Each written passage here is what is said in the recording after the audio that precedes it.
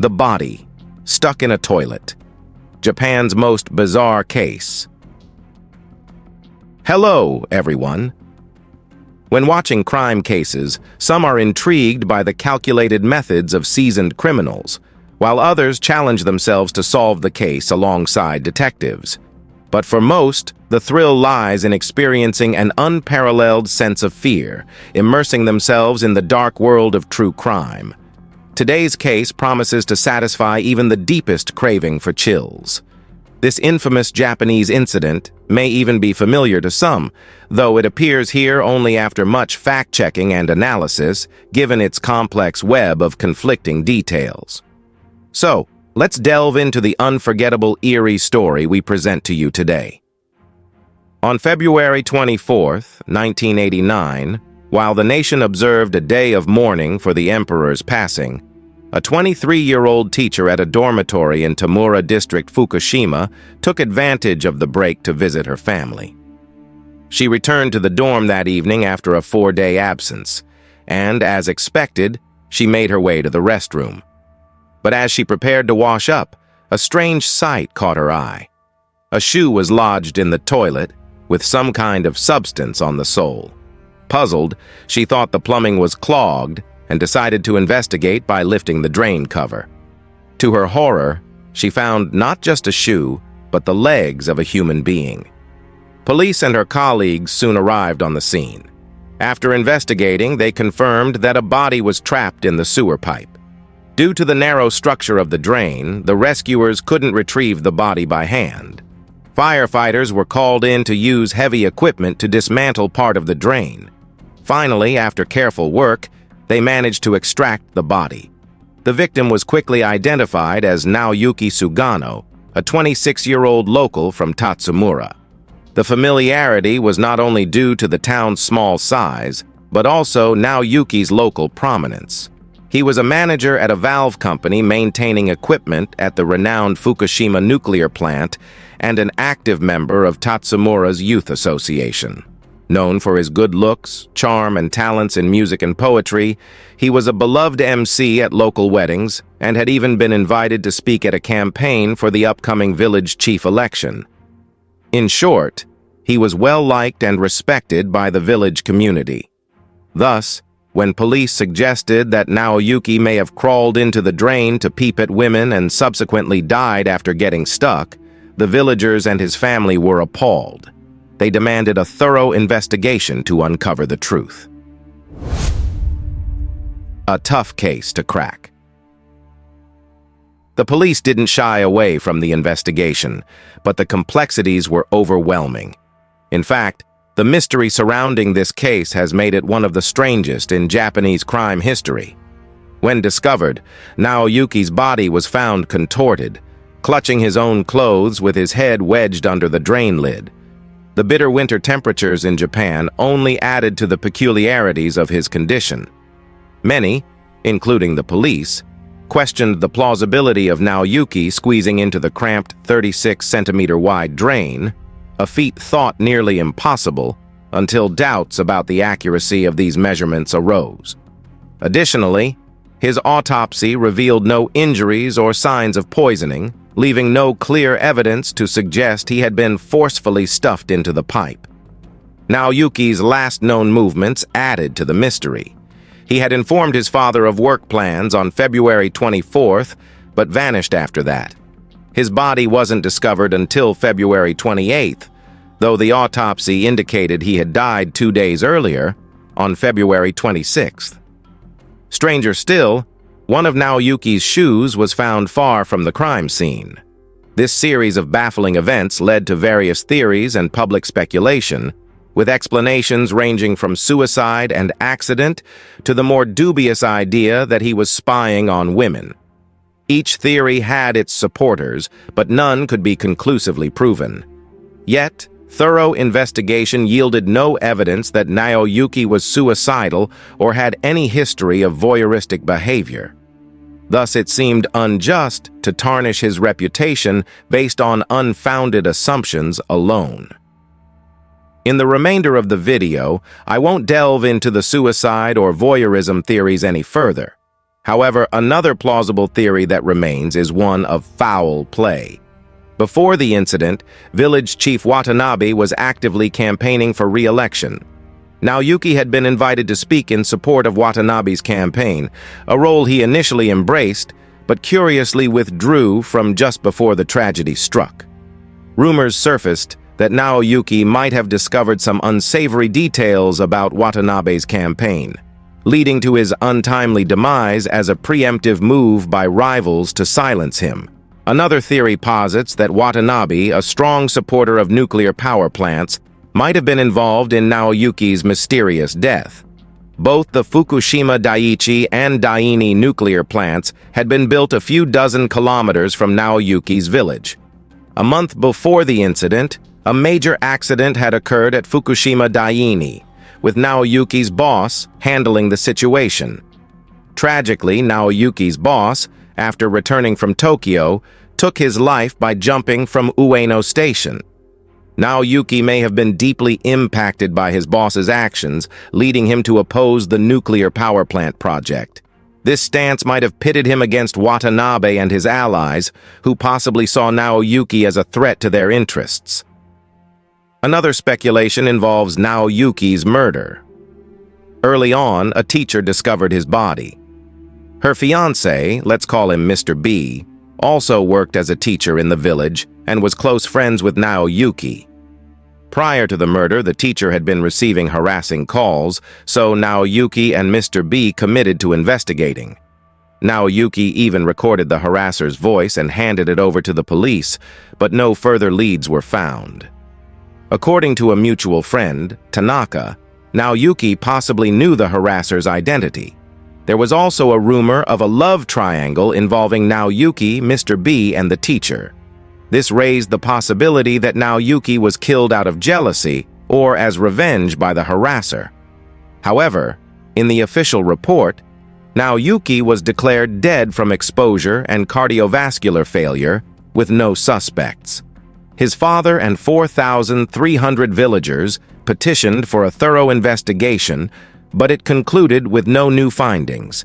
In 2004, the statute of limitations expired, turning Naoyuki's death into a mystery of its time. These theories are the most common surrounding Naoyuki's case. Now, let's move into part 2 of the video. Dispelling the rumors. As we've discussed, Naoyuki's case still has unresolved questions, partly because of misleading or fabricated information. First, let's address the biggest point of suspicion. The Japanese program Truth Discovery debunked several rumors surrounding Naoyuki's case. The production team visited the crime scene and obtained Naoyuki's medical records, revealing his height, 1.69 meters, and weight, 69.5 kilograms. His father also preserved a damaged pipe, which was recreated for testing. A volunteer with similar measurements tried entering a 30-centimeter wide pipe and managed to enter, though his chest got stuck. A YouTube channel focused on unsolved cases replicated this experiment with a 36-centimeter pipe and confirmed that someone of Naoyuki's size could enter with ease. In Investigating Mysterious Cases, host Naomi Fukuhara interviewed Major Takahashi Seijiro, a police officer responsible for the case. He stated that Naoyuki had only minor red marks on his elbows and areas in contact with the pipe, indicating that entering the pipe was feasible. The coroner agreed, confirming no significant injuries. Next, let's examine the theory of homicide. Rumors claimed that Teacher A, who found the body, had a complicated relationship with her fiancé, Mr. B, and Naoyuki. Skeptics thought she opened the manhole to stage the discovery. However, our team found a blogger citing Asahi that around 6:20 p.m. on February 28th, Teacher A, while at the dormitory, saw the manhole cover open and noticed a pair of feet, prompting her to call the police. This contradicts rumors of her staging the discovery, and no credible evidence was found of a love triangle. Official records show Teacher A and Naoyuki only knew each other casually, so the love murder theory lacks proof. Now, regarding the final theory involving Naoyuki's missing shoe. On February 18, 1989, 10 days before his death, Naoyuki had been expected to attend a village head election rally but went straight home after work. There were no unusual events until February 23rd, when he attended a farewell party for his old boss, returning home at 1 a.m. Family members observed nothing strange. The following morning, February 24th, Naoyuki told his father he was going out to take care of something and was not seen again.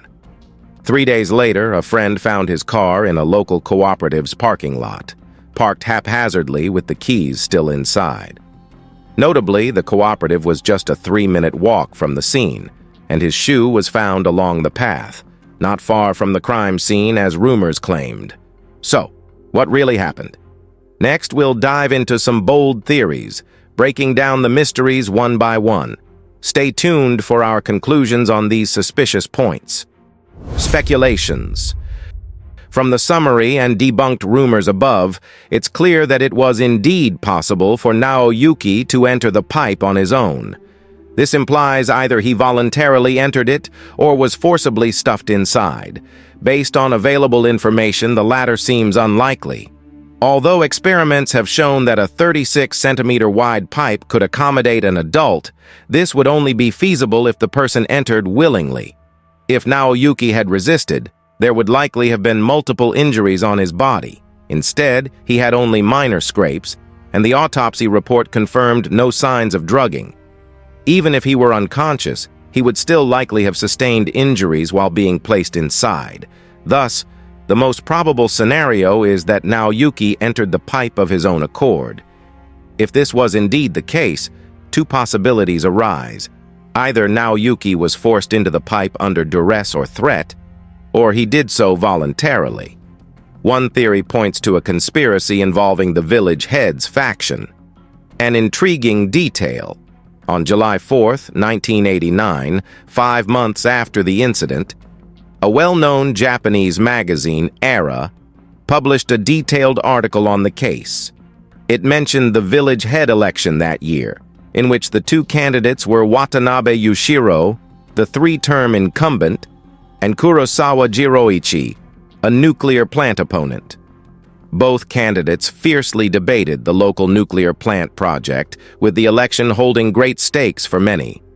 There were even rumors that bribes of 20,000 yen per vote were being exchanged, leading to speculation that Naoyuki, having discovered these corrupt dealings, may have been silenced. However, one contradiction exists within this theory. If Naoyuki had indeed known about this scheme, why didn't he actively support Watanabe prior to the election on February 18th? This suggests there might have been a prior disagreement between them. Here's a question to consider. If Watanabe wanted to ensure his election success by silencing Naoyuki, would he act before or after the election? The answer seems obvious. He would likely act before the election, but Naoyuki disappeared on the 24th, several days after voting had concluded. Eliminating him after the election would make little sense, especially since it would only cause trouble for Watanabe, who had just secured his position. Additionally, Eerie reported a voter turnout of 95.33%, with Watanabe winning in a landslide, rendering Naoyuki's influence irrelevant. Thus, the theory that Naoyuki was killed for opposing the nuclear plant also seems unfounded. Why would the killer target Naoyuki, who, while talented, was not a critical figure? Ultimately, if Watanabe's faction truly wanted to silence Naoyuki, a car accident or some other quick method would have been far simpler than staging a bizarre crime scene. Such an elaborate setup would only attract public attention and increase the risk of exposure, a risk Watanabe, as a politician, would be well aware of. Thus, the theory that the newly elected head plotted Naoyuki's murder is improbable. With that theory set aside, we're left only with the possibility that Naoyuki was killed by someone else. As we analyzed earlier, the evidence suggests Naoyuki would have had to voluntarily enter the pipe to create such a crime scene. But this raises yet another question. If someone forced you into a confined space, would you willingly enter? That seems unlikely. and the investigation provides no support for such a theory, making the idea that someone forced Naoyuki into the pipe highly improbable. Another clue pertains to the person who first found Naoyuki, Ms. A. At that time, the manhole cover was open. If the perpetrator had indeed intended to kill Naoyuki, they would likely have closed the cover after forcing him inside to delay discovery. Thus, from any perspective, the theory that Naoyuki was murdered by someone else lacks evidence. So, what really happened? Remember, on March 27th, 3 days after Naoyuki went missing, someone saw his car parked outside. It was at an agricultural cooperative parking lot not too far from the crime scene. But the car's state was strange. It was poorly parked, and the key was still in the ignition. There was no road in front of the parking area suitable for a vehicle that size. Only a narrow, steep path lay ahead, challenging for even smaller vehicles with weaker engines. On the way from this parking lot to the crime scene, the police also found one of Naoyuki's shoes, which supports the theory that he was in a panicked state, leaving even his shoe behind in his flight. At this point, he may have recalled that Ms. A lived nearby. Unfortunately, she was away visiting family. In his distress, Naoyuki noticed a drainage pipe outside the dormitory. In a rush, he opened the manhole and dove inside, possibly unaware that his thick winter clothing would make it difficult to maneuver. Desperately, he removed his clothes and tried to squeeze in head first. During this attempt, the other shoe may have fallen inside, leading to both him and his shoe being trapped deep within the pipe with no escape. For those following closely, an unresolved question lingers.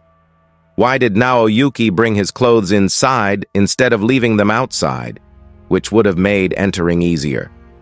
He may have wanted to avoid attracting attention. Discarding his belongings outside would likely have drawn people's eyes. But in his panic, he overlooked one critical thing. Once inside, there was no way out. Naoyuki's death inside the drainage pipe appears to have been a tragic accident. This brings us to the question, who was Naoyuki running from? You might recall Ms. A being harassed previously. During a thorough investigation, a friend revealed that Naoyuki knew who the harasser was.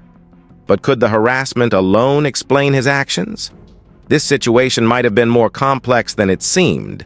If the harasser was just an average person, Naoyuki could have simply spoken to Ms. A or someone like Mr. B to address the issue. But he kept his knowledge private, suggesting the harasser held significant influence.